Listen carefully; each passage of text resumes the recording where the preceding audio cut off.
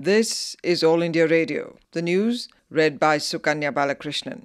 The government is committed to taking decisive action to remove domestic constraints and put the country back on the higher economic growth rate of 8%. Addressing the National Conference and AGM of the Confederation of Indian Industries in New Delhi today, Prime Minister Manmohan Singh said that the government is also undertaking a comprehensive review of the FDI policy to see what more can be done. He said the government will take all steps to ensure that foreign fund flows remain strong and restore the macroeconomic balance, urging industry leaders to partner with the government's efforts to reverse the impact of economic slowdown and achieve higher economic growth. Dr. Singh termed 5% GDP expansion as clearly disappointing. He said the country can overcome undue pessimism and get back the higher growth trajectory. Terming high fiscal deficit as unacceptable, he said, the government is determined to do everything possible to achieve the fiscal deficit target and bring it down to 3% by 2016-2017. The National Bank for Agriculture and Rural Development, NABARD, has sanctioned 500 crore rupees for Assam to carry out development work, including during the current financial year. NABARD Chairman Prakash Bakshi conveyed this to the Assam Chief Minister Tarun Gogoi yesterday. Officials also said in Guwahati that the money will be given under the Rural Infrastructure Development Fund, RIDF.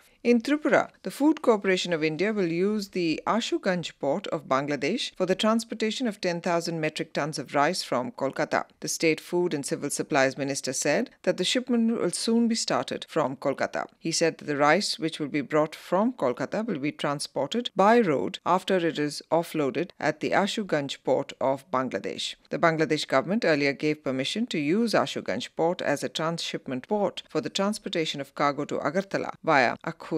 In Tripura, the fate of the kidnapped persons from two different places still remains unknown. According to police officials in Agartala, search operations are still going on, but now the search has not yielded any result. Yesterday, 5 persons, including a woman chairperson of Chakma village committee, were kidnapped from Dhalai and Unakoti districts of Tripura. Initial information reveals that the militants belonging to the NLFD-BM extremist group are behind the kidnapping. About 1/4 of the 1.6 crore households missed the deadline for the digitalization in 38 cities, but they may get a short transition period for the switchover to set-top boxes, depending on their local conditions. Information and Broadcasting Secretary Uday Kumar Verma said that the government is giving a transition time of 10 to 15 days, depending on the ground situation, to avoid inconvenience to people. However, the government insisted that the deadline for digitalization will not be extended and the transition period will vary from city to city. About 1.6 crore households were to be covered in this phase of digitalization,